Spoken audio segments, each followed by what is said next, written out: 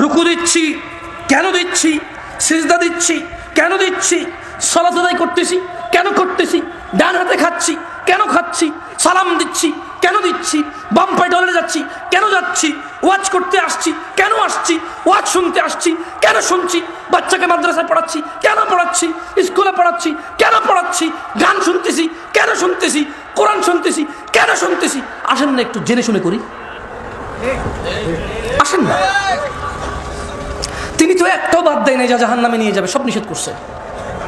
তিনি তো একটাও বাদ দেয় নাই যা জান্নাতে নিয়ে যাবে, সব আদেশ করছে। ভিন্নতা কিসের, অবহেলা কিসের, কিসের এত গাফিলতি? মা গাররাকা বিরাব্বিক,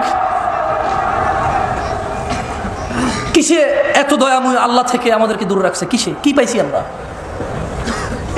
মা গাররাকা বিরাব্বিকাল কারীম, এত দয়ালু আল্লাহ থেকে কিসে আমাদেরকে দূরে রাখছে? আল্লাহ আমাদেরকে বোঝার তৌফিক দান করুন।